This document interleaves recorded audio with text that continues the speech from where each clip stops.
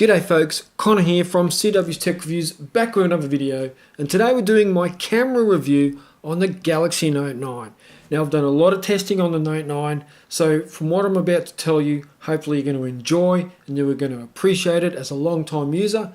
So without further ado, hit the like button and the subscribe button, and let's get stuck into my video. Let's go. Now, I have to be honest with you, for the last year to a year and a bit, I've been using a Galaxy S8 Plus, a whole heap of mid-range phones, and a DSLR. And I've been taking a lot of photos. And look, I don't know what I was expecting, but I was definitely expecting a little bit more from the Galaxy Note 9, especially when it comes to photography. Now, at first glance, the layout is nice and familiar and really enjoyable and easy to use. Swipe this way, swipe that way, and there's your main features. You've got panorama, auto mode, slow mo, AR emoji mode, pro mode, and so on. And then just above your shutter button, you have your toggles for your full screen mode, your flash, your settings, switching camera from front to back, and that sort of thing. So it's very easy to lay out, everything's there right in front of you. And one thing that I do love with the Galaxy phones is that you can press the settings button and go straight into your settings menu to change from 4K to 1080p, whatever video setting you want to shoot in.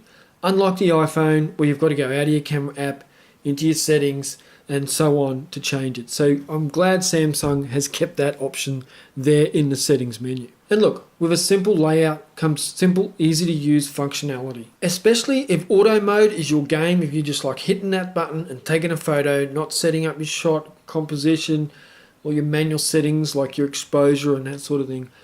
If none of that's important, you are going to be pretty happy with this camera. For me, the best part about this camera is the video mode. 4K 60 frames per second, 4K 30 frames per second, 1080p, and slow-mo all the way up to 940 frames per second. You cannot go wrong with that. Hyperlapse also works really cool, and it's great for those day trips where you go out with the family. You can get some really nice hyperlapse shots as well. And live focus can get some really nice portrait shots. And probably the only area where I think they need to improve in would be that edge detection. It's always going to be a problem when you're using computational photography, and there's nothing like using a DSLR to set up your focus, and everything that's in that focus plane is in focus.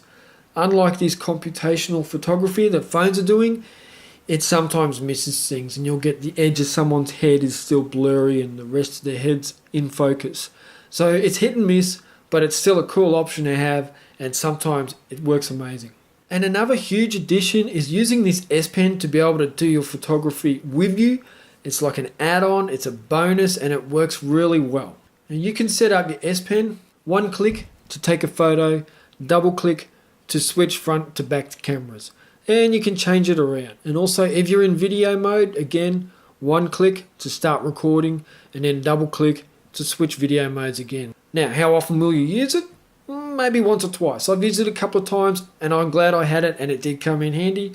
So it definitely is nice to have it. Now for AR emoji, I did set it up and then I reset my device, and I haven't set it up again since. I'm not really interested in it. It didn't make me look like me, so I could do something with it and send it to someone and they'd be like, who was that? It certainly didn't look like me. So AR emoji, I'll leave it to the side. I've had my fun with it. And that's what I would call a gimmick, not a feature. Now for auto mode, like I said before, the images that come straight out of the box are quite good. You do get some really good dynamic range, your shadows are easily identified and your highlights aren't overly blown out.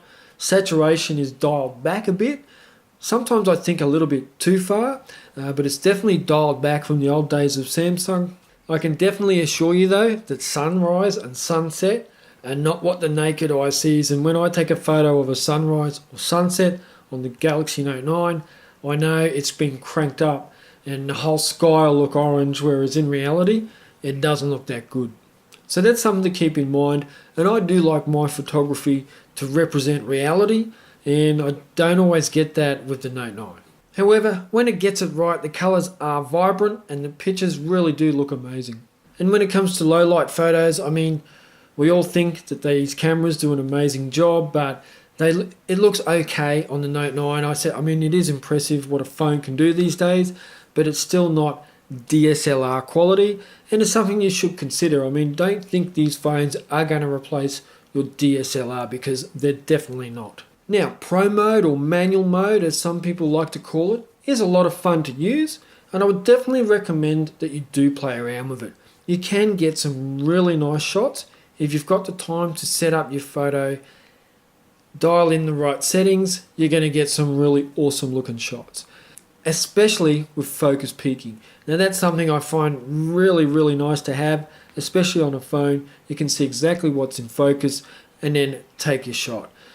That is Pro mode, where you set up everything manually. Now for the average Joe, and I mean about 99% of people, your phone's going to be in your pocket. You're going to rip it out, take a photo, put it back in your pocket. Someone like me might take it out, set it up in a tripod, take my time to dial in those manual settings and take a shot. And that's going to be the difference. Will you enjoy manual mode? If you enjoy photography, you will enjoy it. Now the biggest drawback for me with the Galaxy Note 9 and its photography is going to be in the detail. Now when I zoom in on a photo, it becomes pixelated. Now you might say, oh well, you're pixel peaking, you shouldn't be doing that, that's not what photos are meant for. I would disagree. I do like having a nice photo with a lot of detail that I can punch in on and get the shot I want after the fact, or even before the fact. I want to be able to have that flexibility with my photography, and I don't get that with a camera phone. And the biggest thing going for it on the Galaxy Note 9 is definitely the video. I mean, that 4K is crispy, and you can see from some of these videos I've got here that it just looks really nice. And to have that sort of image in your pocket available for recording is phenomenal. And then going right through to that 960 frames per second in slow motion, that is really fun to play with. And even the other frame rates for slow motion are fun to play with as well. So definitely for me, the video quality on the Galaxy Note 9 is up there. My final thoughts on the Galaxy Note 9 camera, it's amazing. For a phone or a pocket computer, it's amazing. It takes great photos. It's up there in the top 3 or maybe top 5 for smartphones. And when you get in that top 5, the margin is very thin on who's first and who's fifth. So I think you're going to be really impressed with the Galaxy Note 9 camera and video. Are you into photography? Then get a DSLR or a mirrorless camera. It's that simple. For me, I always have this in my pocket, but whenever I go out to do anything outside of the house, I tend to take my DSLR with me because photography is that important to me. So there you go. There's my review on the Galaxy Note 9 camera. I hope you've enjoyed it. Leave your comments down below if you want to hate on me. Don't forget to hit that like button and the subscribe button. I really do appreciate it. And I will catch you in the next video. Check ya.